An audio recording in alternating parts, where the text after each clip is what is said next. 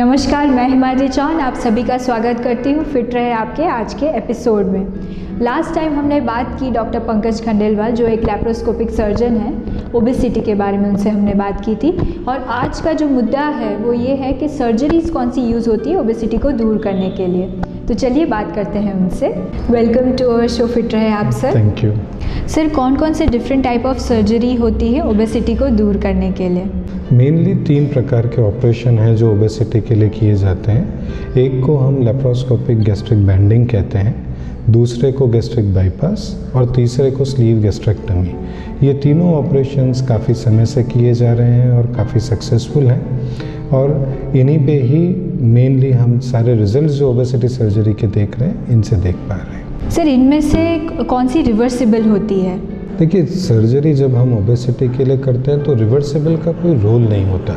अगर मैं कोई सर्जरी को रिवर्स कर दूंगा तो इट इज़ लाइक जो पहले की कंडीशंस थी वो पेशेंट में वापस आ गई। तो जैसे ही आपने रिवर्स किया पेशेंट का वेट वापस बढ़ने वाला है। तो रिवर्सिबिलिटी का कोई रोल नहीं होता। जो भी चीज़ की जाती है वो परमानेंट रहनी चाहिए जिससे कि वज़न वापस ना बढ़े। वज़न कम करना मुश्किल काम नहीं है। आपने कई बार सुना होगा किसी ने 25 किलो वज़न कम कर लिया, 30 किलो वज़न कम कर लिया डाइटिंग से, एक्सरसाइज से। पर जब आप 2 साल बाद उन्हीं लोगों से मिलते हैं तो ज़्यादातर ने वो गेन वापस कर लिया होता है जितना लूज़ किया होता है। तो सर्जरी का मेन पर्पज़ है वेट लूज़ करिए और लाइफ लॉन्ग आप उसको वेट लॉस को मेंटेन कर सकें। Sir, gastric balloon scientific name है तो वो क्या होता है और उसकी प्रोसीजर क्या होती है? गैस्ट्रिक बलून जो होता है, बलून जैसा आप समझ रहे हैं फुग्गा ही होता है। स्पेशल बलून आता है जो पेट के अंदर रख दिया जाता है जिससे कि अपनी भूख कम हो जाती है। आप थोड़ा सा खाते हैं आपका पेट भर जाता है।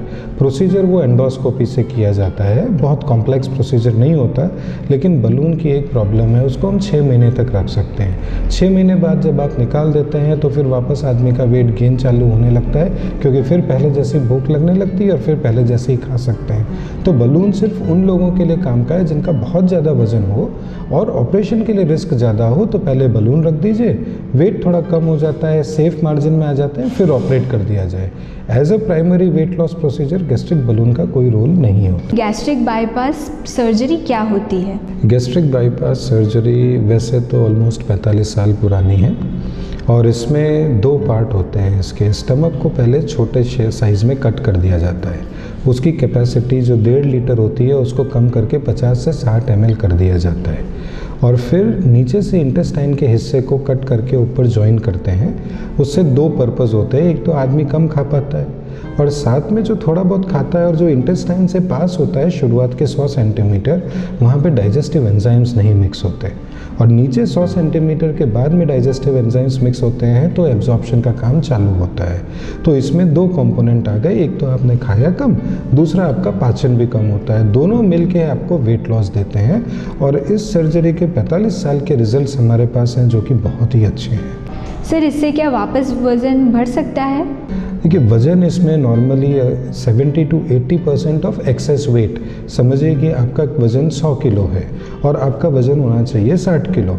तो आपका 40 किलो आप अगर ओवरवेट हैं तो उसमें से 80% वज़न आपका मतलब 32 किलो तक आपका वज़न कम हो जाता है और वेट लॉस मेंटेन रहता है। ओके, और सर लाइफ टाइम के लिए क्या वज़न फिर से बढ़ जाता है?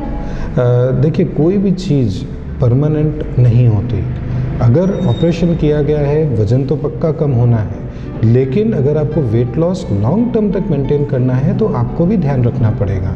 वो मेनली इसलिए होता है क्योंकि कुछ खाने की चीज़ें होती हैं जिसमें कैलोरीज बहुत कंसनट्रेटेड है। अब जैसे आपको मैं एक सिंपल आइसक्रीम दे दूँ, 400 कैलोरी आ गई। अब अगर कोई 3 आइसक्रीम दिन की खा लेगा तो कोई भी ऑपरेशन कर दो आपको फ़ायदा नहीं रहेगा। तो आपको भी आगे ध्यान रखना है। अगर लोग ध्यान देते हैं, केयर लेते हैं तो वेट गेन वापस नहीं होता। लेकिन जो लोग खाने के बहुत शौकीन हों, लापरवाही करें और अगर ज़रूरत से ज़्यादा कैलोरीज का इनटेक करें तो फिर कोई भी सर्जरी लॉन्ग टर्म तक अच्छे रिजल्ट्स नहीं दे सकती। सर, मेरे जहन में एक सवाल है कि ये जो आप सर्जरी में इंटेस्टाइन और स्टमक को जॉइन करते हैं, तो क्या स्टमक खोल के ये ऑपरेशन होता है?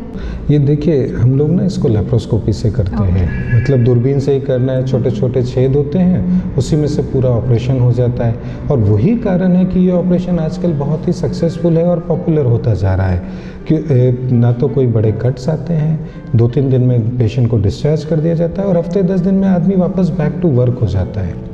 सर, मुझे पता चला है कि डायबिटीज़ भी इससे क्योर कर सकते हैं। ये ऑपरेशन शुरू में चालू किया गया था वज़न कम करने के लिए, लेकिन लोगों ने देखा कि जिन लोगों का इंसुलिन का हेवी डोजेज चल रहा था, ऑपरेशन के तुरंत बाद इंसुलिन बंद हो जाता है।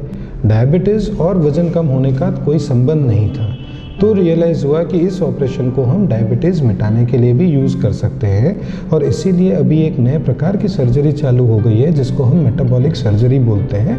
और ये सर्जरी डायबिटीज़ मिटाने के लिए है, ना कि वज़न कम करने के लिए। जाने से पहले एक टिप मैं शेयर करना चाहूँगी कि आपको एवरी वीक आपका वेट चेक करना चाहिए, और साथ ही साथ आपका BMI यानी बॉडी मास इंडेक्स कैलकुलेट करना चाहिए। उसके लिए आप अपने फैमिली डॉक्टर को कंसल्ट कर सकते हैं, या फिर ऑनलाइन भी आप कैलकुलेट कर सकते हैं आपका BMI। मैं हिमाद्री, अगले हफ्ते फिट रहे आप एपिसोड में दोबारा मिलूँगी। तब तक के लिए नमस्कार।